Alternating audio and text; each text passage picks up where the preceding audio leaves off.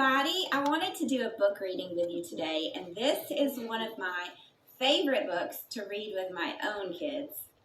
I'm not exactly sure where they are right now, but I guess we'll go ahead and read it anyway. Wait, did you guys hear something?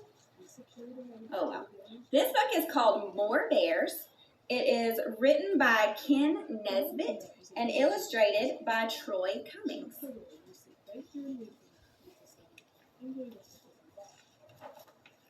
Once upon a time, there was a story. This story was a lovely story with absolutely no bears in it. Not a single bear anywhere. Then one day... More bears! What? Who said that? The author of this story looked around the room, wondering where those voices had come from. Were those the voices of children shouting? Then he went back to writing. As I was saying, this story had absolutely no bears in it at all. The author was very certain about this. More bears! The author tried very, very hard to ignore the children, who thought that the story ought to have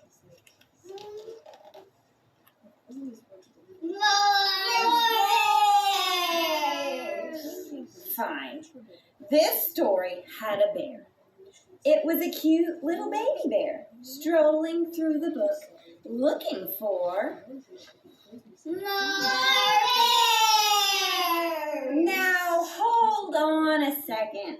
The author of this story knew exactly how many bears it should have. And the author insisted there should only be bears. 2 bears there. Happy now?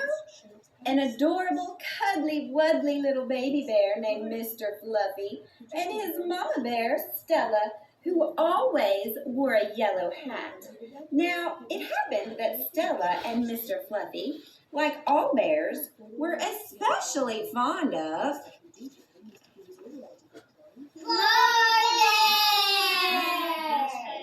more bears. Of course. The author was just thinking that. The author was thinking that just to keep everybody happy, this story should have a papa bear, whose name, by the way, was Captain Picklehead, and a bear named Uncle Sheldon, who was bald and loved to play the ukulele. Now, where were we? Oh, yes.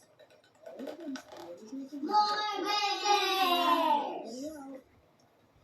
Stop that! How many bears do you want this story to have anyway?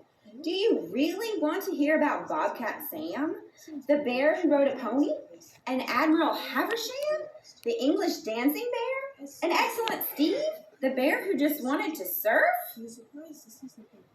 You do? Wow, why didn't you say so?